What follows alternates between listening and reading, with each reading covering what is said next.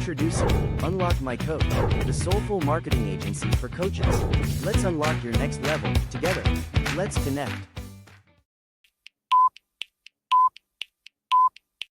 Intentional communication. I realized that everyone else needs a different perspective. I remember when I went to the Grand Canyon as a teenager, and you just look out and you go, wow, it looks so far, but it looks so close. Yet to get to the other side, you've got to go down and all the way up, or drive all the way around. It's a long way away.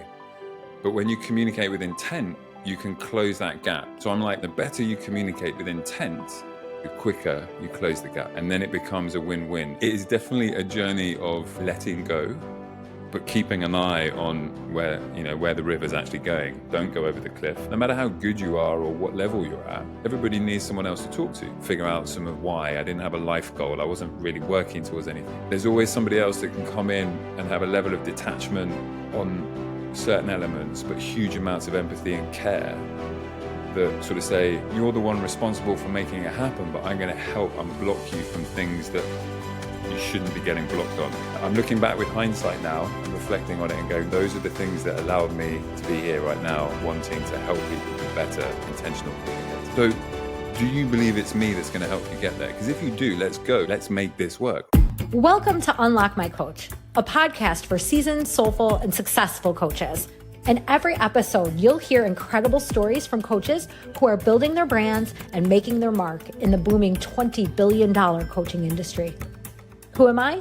Stacey Gonzalez, your host and founder of Unlock, a digital marketing and personal branding agency that helps coaches launch, market, and grow their businesses. Ready to unlock your coach? I know I've got your key in here somewhere. Welcome to today's podcast, where we're thrilled to have Martin Barnes, a master of intentional communication and a leader in helping professionals craft messages that truly connect. He's also a crocodile wrestler, which I'm sure we'll get into at some point. Martin believes it's not about the 3 Ps, pitching, public speaking, or presenting. No, it's about intentional communication. When speakers are crystal clear on their goals and align them with the needs of their audience, it's a win-win for all. With years of experience guiding leaders to sharpen their message and deliver with impact, Martin helps professionals move beyond the script and into meaningful, persuasive communication. Get ready to rethink how you engage, influence, and connect today. Martin, we're so excited to have you here. Welcome to the show. Oh, wow, Stacey, that was a fantastic intro. Thank you. You're welcome. Thank you. So before we jump in, let's pull out this teaser of being a crocodile wrestler. Where did that come from, and how has that kind of morphed over the last couple of years for you? So crocodile wrestler is how I introduce myself. When I meet new people for the first time in a sort of networking, spontaneous sort of situation, and I want to make a really memorable impression, when I get asked the inevitable question that we all face every week, when someone says, what do you do? I just say, I'm a crocodile wrestler. And people look at me and they're like, what is he talking about? And if we think crocodile wrestler, we might think Crocodile Dundee, that movie, or Steve Irwin, or some sort of Australian outback adventurer. And I'm obviously English. So it completely almost stalled people, when they have a brain freeze. And that is exactly what I'm trying to do. And why am I trying to do it? I'm not trying to be facetious or annoying. I'm trying to really catch people's attention. And crocodile wrestling is what it feels like to be the father of twins. So I am lucky enough to have 2 gorgeous 7-year-old twin daughters. But when they come at me and they're hungry and it's snack time, one goes left, one goes right. One goes for the knees, one goes for the throat. And I am literally like those wildebeest in nature documentaries, just getting like taken down. And that's what it feels like. And when I share it, I want people to know more about who I am rather than what I do. Like who am I as a person? How do I see the world? What do I care about? What's in my life? Rather than just kind of hitting people straight away with this idea of this is what I do, which I think is a bit overdone. I love that. I love that story around how you use a pattern break. You use a Mm. pattern break. And the real question to your point that we really want to know when we meet new people is who are you? Who are you really? Right? That's the real question. We don't really care what they do. We want to know who they are. And so I love that you're kind of changing the narrative on this. So talk a little bit about what your definition is of an intentional communication coach and how maybe you came to that understanding of yourself and what you do. So I started, so again, like we said in the intro, it's not the three Ps: pitching, presenting, or public speaking.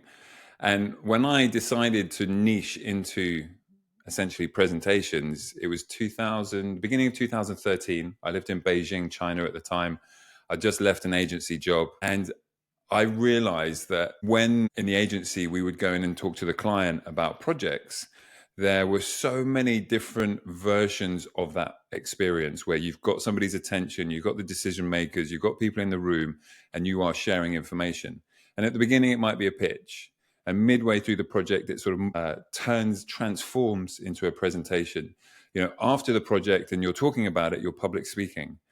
And I found myself with a base set of principles for how to be successful in these, that I was using the same principles, but the context and the audience became really, really important for success. And yet when I would talk to people and I would sort of say, they'd go, "What do you do?" And this was before Crocodile Wrestler. I'd say, "I'm a presentation coach." And just that word presentation, suddenly they were framing it with their expectations and their experiences, and people would just kind of go, "Oh, presentations, that's super boring." And then they would just instinctively go, "So do you make my slides look nice?" And then I was sort of going, "Oh no, I obviously have to educate you." So I was then over explaining everything. And then I sort of said, "Okay, let me try pitching." And people go, "Oh, it's too salesy," or "I'm not a startup, I'm not looking for money." Or if I said public speaking, they'd go, I would never do that. And so I just found each of those phrases had so much unnecessary, useless baggage that I was having to reframe. And then I realized that, you know what, we've all on stage, on the phone, on a call, at a networking event, spontaneously scheduled, whatever the context, we want to share something and we want the audience to align with our ideas so it becomes a win-win. And so I always imagine it as a character stood on the edge of the canyon. And I remember when I went to the Grand Canyon as a teenager, and you just look out and you go, "Wow, it looks so far, but it looks so close." Yet to get to the other side, you've got to go down and all the way up, or drive all the way around. It's a long way away. But when you communicate with intent, you can close that gap. And I kind of always envisage like those black and white photos of somebody crossing a canyon on a tightrope. The Niagara Falls or the Grand Canyon or something crazy expanse. And so I'm like, when you communicate with intent, you close that gap. And then it becomes a win-win. And the better you communicate, the quicker you close the gap. Wow, so much in there to unpack. First thing I want to pull out is that you went through at least four iterations of how you identify yourself as a coach. And you allowed yourself to go through the process of what that feels like. And I bring that out because a lot of time when I work with new coaches who aren't sure, how to position themselves, what they actually do until you actually do the work, it's hard. So it really sounds like you allowed yourself to ebb and flow and get that feedback from the work you were doing to figure out, yeah, that's not working. That's not what I want. 100%. So I remember being in an agency in 2007, and we're sat around the table, and there's kind of 4 or 5 people. There's an event planner, there's a strategic director, there's an account manager, myself as the creative. And we're figuring out some answers. And two of the people around the table have very different opinions, and they have very strong personalities, and they were kind of going at each other. And the rest of us sort of sat around and kind of going, "Okay, well, okay, yeah." And a lot of the people we were in China. So people were from Germany, from UK, from China. So a lot of people were working in their second language, which is tough. And so they were sort of really going for it. And then I looked around and I realized there were whiteboards everywhere. And so as they were having, heated discussion, I just started visualizing what I heard. And then slowly the voices stopped because people were looking at the whiteboards going, "Oh yeah, that's exactly what I wanted to say." And that was really the genesis of me being without realizing it, my first step into coaching, because I wasn't trying to go, hey guys, calm down. This is what I think you're trying to say. I just listened actively, and then I visualized that. And then I allowed people to go, yeah, that's it. And I loved it because it was just this suddenly like, oh, we've just removed all the blocks. And again, I didn't really know what coaching was. I had no idea its scope, and I'm still learning that. But that then became like the first role of my momentum. And then I was called into meetings. I was requested to stop what I was doing, coming, because my time was better served being in the room, listening, visualizing, and silently coaching people. And absolutely, when you were describing me ebbing and flowing, I was thinking about me in a barrel going towards the edge of the waterfall, and you have to be semi-comfortable with that, because you know that the results you can get for other people and the personal growth is just amazing, isn't it? Like when you help people and you're part of this bigger success. And for something, I think coaches are probably, our problem is that we find what we do so easy that we forget how important it is for other people. I think that's something that you said last time we spoke, was like, we don't often appreciate it. And I think to be part of other people's success and sort of go, yeah, I help. I was a catalyst in making that happen. It is definitely a journey of letting go, but keeping an eye on where the river's actually going. Don't go over the cliff, sort of go to the sea kind of thing. I love how you intuitively and instinctively got up, grabbed the marker, and started to draw. And for people who will watch this, listen to this, Martin also does sketch notes. I'm going to call it sketch notes, cartoonish. You could do it on a chalkboard. You could do it on an iPad. The things I've seen from you are typically from your iPad, but where you are able to synthesize and materialize in a form on a board so people can see what they're saying. And especially when there's any sort of emotions involved in communication, where, when, the minute emotions start coming in, people stop being able to really access mental clarity. And so by putting something out there for somebody to look at and reflect back, I'd imagine was a real aha moment for you in the way you work and the kind of work that you do. So I want to go back to this metaphor of the tightrope between the mountains, because you're great at metaphors and visuals, right? So you gave us this visual of this wide gap in these two mountains and this tightrope and this idea of intention. So can you talk about a little bit more around, like, how does successful intentional communication happen, and what are kind of the moves to successfully cross that tightrope from one side to the other? So the example that springs to mind is early 2020. We're all suddenly, we all know what happened in 2020. So I get a message in my LinkedIn from a founder saying, I've been watching you on LinkedIn. I really like what you're saying. I'm about to go and raise money and I'd like you to help me. And so I was like, great. And this person had never popped up in my feed or shown any signals of the fact that he even existed. And so we made a pitch deck, and he was raising quite a lot of money. It was a very niche business. And we followed all of the conventional wisdom, what slides, what sequence. We got check-ins from all of his other team members, his advisors, his NEDs and all that stuff, non-executive directors and what have you. And then he went off to pitch. And I was attached to a win bonus. So I was quite invested in, like, let's make this work, right? And then he went off to pitch, and then I didn't hear anything. And I sort of kept nudging him on social media. Hey man, how's it going? Don't forget about me. How's it going? You need any help? Because his success was my success. And then it sort of went a lot slower than everybody wants it to. And we all sort of moved on and started doing other things. Then about a year later, I get a text message saying, hey man, we're really close to getting that money that we're looking for. I was like, yes. I said, how did the pitch, did they like the pitch deck? And he goes, nobody saw the pitch deck. And I was like, oh, you are kidding. That is me. That is my identity. I'm the pitch coach. My obvious, tangible results is the pitch deck. And I was he could hear in my voice that I was a bit deflated. And he said, hey, let me tell you what happened. And so the plan completely changed. Who we thought we were writing for the pitch deck for just did not happen.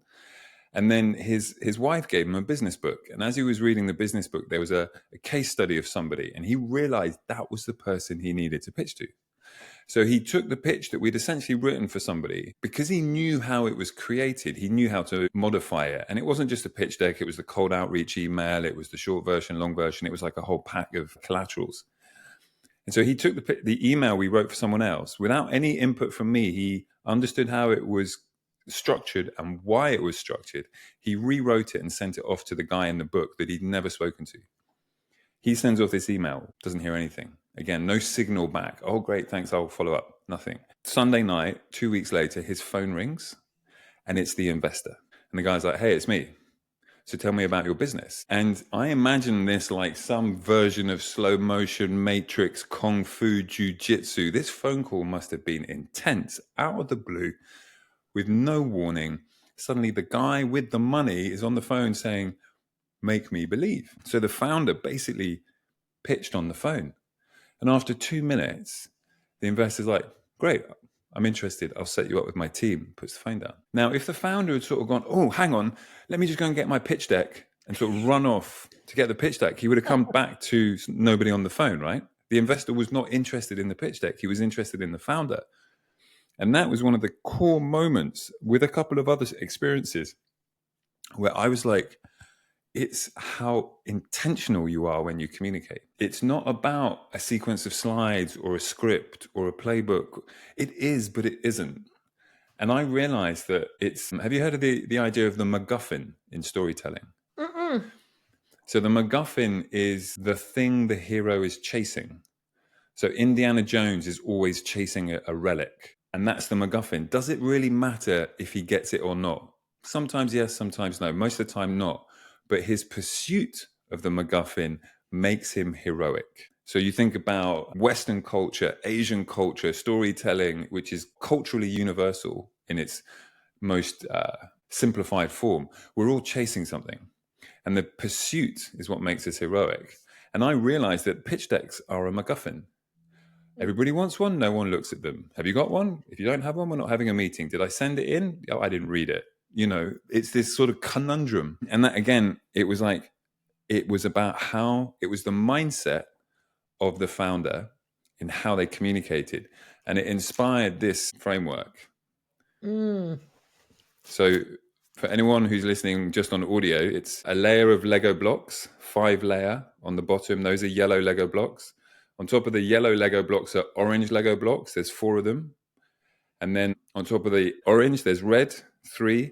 On top of the red, there's blue Lego blocks, there's 2.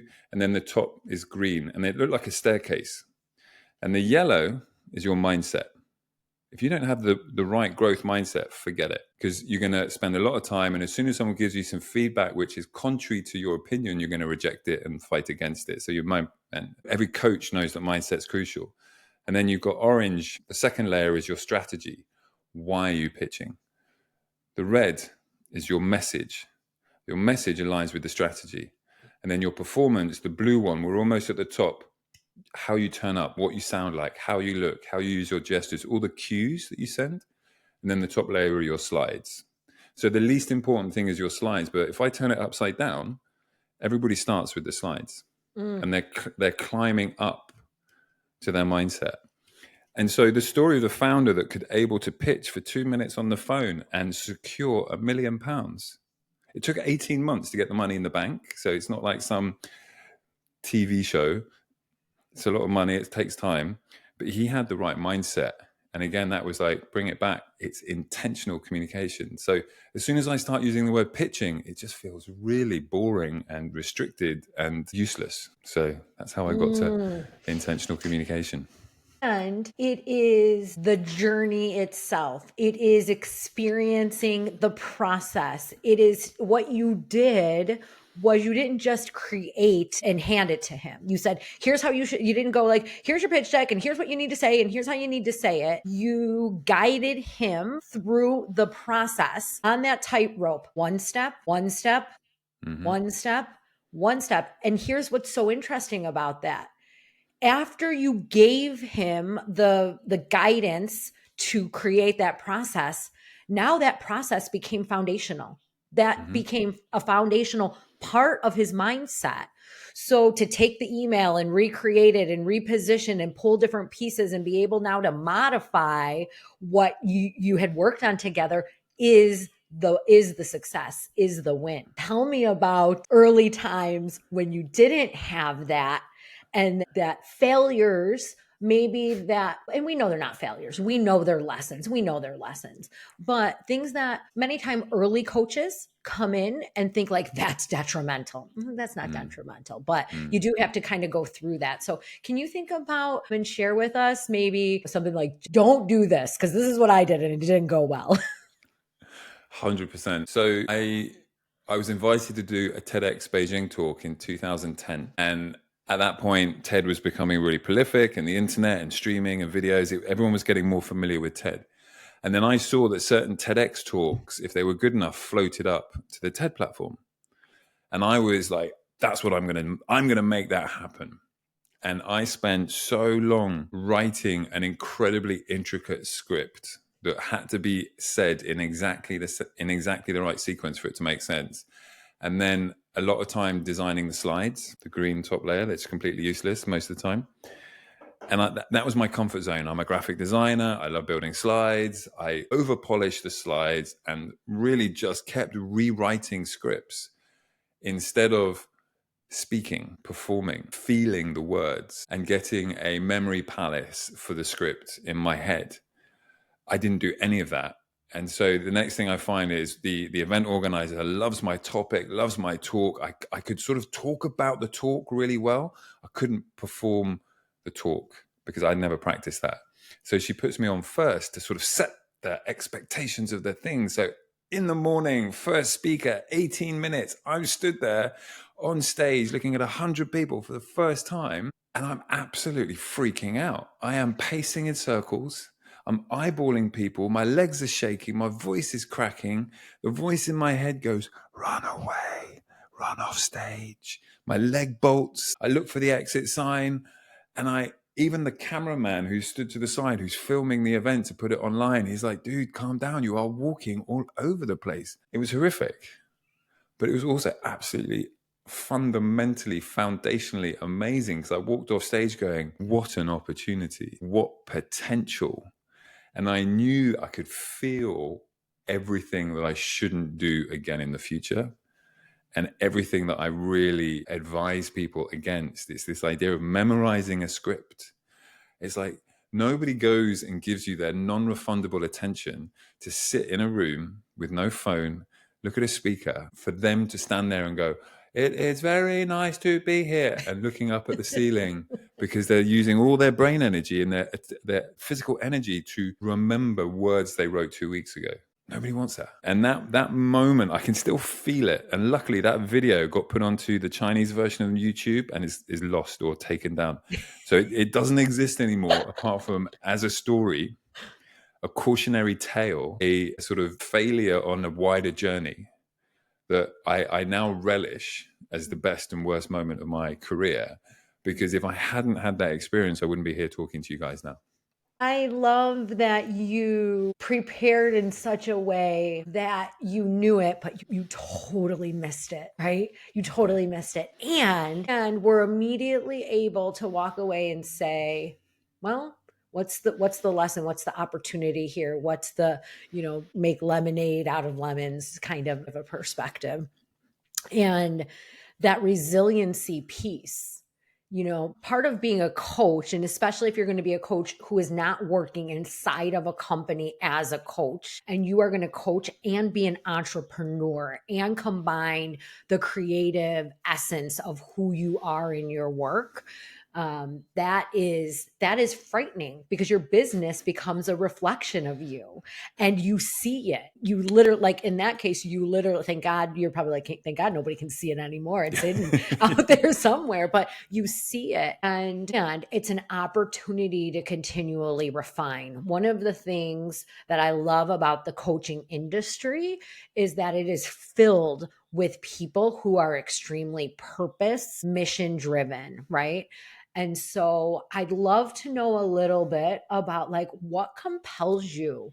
What's the calling in this for you? What's the thing that you're like, this is the impact I am here to make in the world? My mum and dad, both teachers, were teachers before they retired. And I remember my mum said to me one time, she goes, "Don't ever become a teacher." And she worked in a particularly tough school in West London, and it was underfunded, overstretched, all the sort of usual sort of public state school kind of situations. And so she wanted to sort of cautionary tale me away from that. And then after I studied graphic design, my first job was designing educational interactive museum exhibits. So this is early 2000, before multi-touch. So you go to a museum, they'd have a big exhibit about climate change or nuclear energy or something like that. There'd always be a screen with a little game and you'd sort of play that. So I designed those. And I suppose that was my first education, teaching, simplifying complexity, gamifying science, entertaining. And often the brief was like, 1,000 people are going to walk past this every day from 5 to 95, and they all have to know how to use it. And then I tried to learn programming, can't do it. So I was very much working with programmers and collaborators. So there's always this sort of like collaborative educational twist. Then I went out to China and I was teaching design. And then living for 16 years in a different culture where there's always multiple languages, you've got to be super patient. And you've always got to sort of dial up what you're trying to say to people that can have, very basic second language skills or very sophisticated. And I think that those experiences, and I'm sort of realizing this as I share it now, because I haven't ever been asked this question, are probably big contributing factors to the fact that I like the springboard of other people's success, because that is a shared success. So it's not completely altruistic. I always win as well. But it's very satisfying to see people kind of go. So one example is, another story that springs to mind is I worked with a coach, and we did an exchange. I showed her how to sketch, and she helped me sort of figure out some of my. I didn't have a why. I didn't have a life goal. I wasn't really working towards anything. And so in a couple of sessions, she really helped me get clarity. And in a couple of sessions, I helped her go from sketching her personally in her notebook with very sort of black and white pen anxious sketches to now she has posted a sketch on social media for the last 9 years. And she went out and bought an iPad, and she really, and I remember one time we were talking about, she was coaching me, and she made some comment. She goes, "I talked to my coach about that." And I went, "Hang on a minute, but you're my coach. You're supposed to have all the answers. You've got a coach, you're a fraud. Oh my God, da da da da." But then I realized that everybody needs someone else to talk to. Everyone else needs a different perspective. And so to bring it back to where I was, I realized that no matter how good you are or what level you're at, there's always somebody else that can come in and have a level of detachment on certain elements, but huge amounts of empathy and care that sort of say, you're the one responsible for making it happen, but I'm going to help unblock you from things that you shouldn't be getting blocked on. And I think that educational aspect was probably the foundation of that. And that was, how many years? That was 8 years before when I was sat around the table in the agency and everyone was going at each other and I hit the whiteboards. So those sorts of, I'm looking back with hindsight now and reflecting on it and going, those are the things that allowed me to be here right now, wanting to help people be better intentional communicators. I love that. Those of us who know we're just supposed to be in communion, community, unity with others. It is our service. It is our work, right? As a former teacher, you coming from parents of educators, being a teacher, sitting in a teaching type of a role that you have now, it makes a lot of sense. And so there is just a very altruistic sense of service that comes when you have that, like you say, mindset, right? Okay, so let's talk a little bit here about branding, right? So how do you get your messages into the world as a coach? How do you, as you're refining and repositioning and repivoting, a lot of the clients that come to us don't come with the design skills, right? That's why they hire us, because we can see it, we can create it.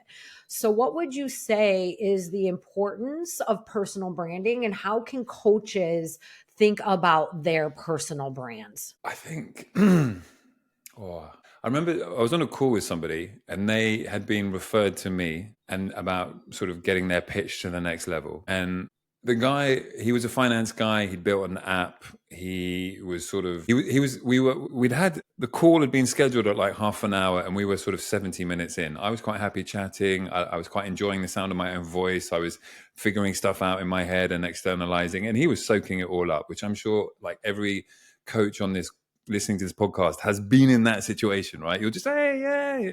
And you suddenly realize you're giving it all away for free. And then he goes, I'm going to ask you a bit of a blunt question. And he goes, why should I choose you? And I'm sort of like, okay, well, we've been on the call for 65 minutes. So obviously there's a bit of chemistry, right? You're liking what you're hearing. If you didn't like what I was saying, you would have found a reason to stop the call. And so I said, look, man, do you like me? Do you trust me? Do you believe I'm going to help you achieve your goals? Because in my field, I'm not the only one. And my background was graphic design to presentation coaching. Guy next to me was legal to presentation coaching. Yep. The next person was radio, finance, law, every single discipline under the tree, under the sun. So do you believe it's me that's going to help you get there? Because if you do, let's go. If you don't, sayonara, let's move on, and you go and find the person that's going to help you reach your goals. And he sort of looked at me like, oh, that's not a very good answer, because he wanted some number that he wanted an apple to compare to an apple, but it's like, I'm an apple, they're an orange, he's a pear, she's a grapefruit, she's a passion fruit. Like, you can compare us, but then you've also got to know, like, and trust us.